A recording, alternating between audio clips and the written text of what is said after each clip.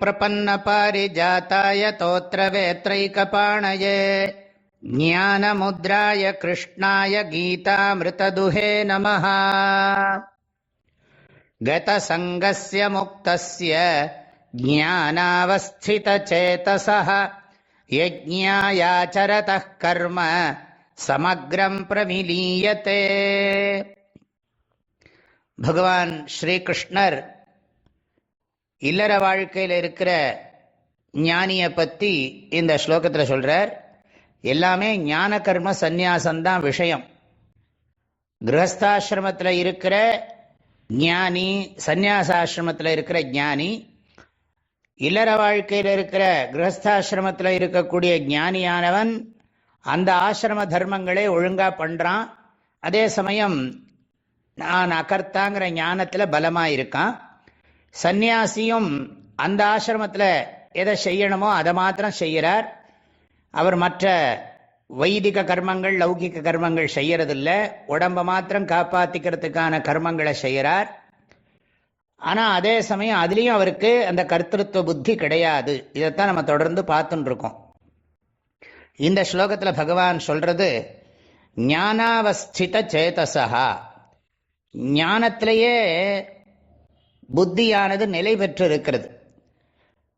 ஞானேயேவ அவஸ்திதம் சேதா, ஞானத்திலேயே சேதகான்னு சொன்னா சித்தம், மனசு, அவஸ்திதம்னா நிலை பெற்று இருக்கு.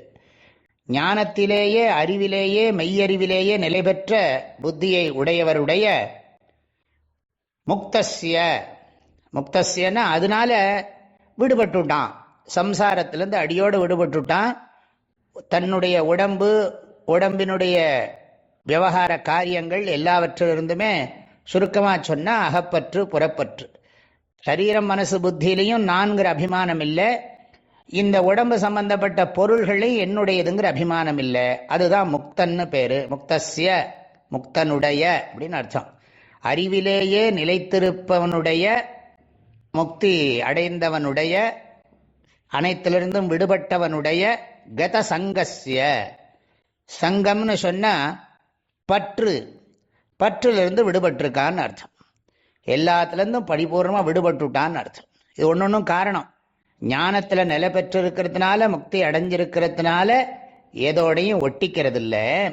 ஆனால் என்ன பண்ணுறான்னா பொறுப்பாக தனக்கு விதித்திருக்கிற ஆசிரம தர்மத்தை பண்ணுறான். இந்த ஞானம் வர்றதுக்கு முன்னால என்னெல்லாம் வைதிக லௌகிக கர்மங்களை பண்ணி கொண்டிருந்தானோ அதை ஒழுங்காக செய்கிறான். இங்கே குறிப்பாக வைதிக கர்மத்தை தான் சொல்கிறார். யஜ்ஞாய ஆச்சரதா கர்ம. யஜ்ஞாயன்னு சொன்னால் யஜ்ஞத்தின் பொருட்டு கர்மங்களை செய்கிறான். யஜ்ஞாயன்னு சொல்லி 3வது அத்தியாயத்திலையும் பார்த்தோம். இறைவனின் பொருட்டு கர்மங்களை செய்தாலும் அது கர்மயோகம். இங்கே சொல்றது லோக சங்கிரகமாக பண்ணுறான். ஆக தனக்கு விதிக்கப்பட்டிருக்கிற லௌகிக வைதிக கர்மங்களை, குறிப்பாக வைதிக கர்மங்களை இறைவனை பூஜை பண்ணுகின்ற பாவனையோடு செய்து, அதே சமயம் சமக்ரம் பிரவிலீயத்தே, யஜ்ஞத்தின் பொருட்டு செய்யக்கூடிய கர்மமானது சமக்ரம்னா பலனோட, பிரவிலீயத்தே நன்கு ஒடுங்கி விடுகிறது. ஒடுங்கி விடுகிறதுனா என்ன அர்த்தம்? அழிந்து போயிடுறது. இவனை பொறுத்த வரைக்கும் அந்த கர்ம பலன் இவனை ஒன்றும் பண்ணாது. சாதாரணமாக கர்மம் பண்ணினா கர்மமும் கர்ம பலனும் நம்முடைய மனசை தாக்கும். இவனுக்கு இந்த கர்மமோ கர்ம பலனோ இவனை தாக்காது. ஏன்னா ஞான பலம் இருப்பதுனால. இதை இன்னும் அடுத்த ஸ்லோகத்தில் எப்படி பிரவிலாபனம் ஆகிறதுன்னு சொல்ல போறார். தொடர்ந்து படிப்போம். பகவான் அனுகிரகம் பண்ணட்டும். கத சங்கஸ்ய முக்தஸ்ய ஞானாவஸ்தித சேதசः யஜ்ஞாயாச்சரதः கர்ம சமக்ரம் பிரவிலீயத்தே. எல்லோருக்கும் பரிபூர்ணமான ஆசீர்வாதங்கள், மனமார்ந்த நல்வாழ்த்துக்கள். ஹரி ஓம்.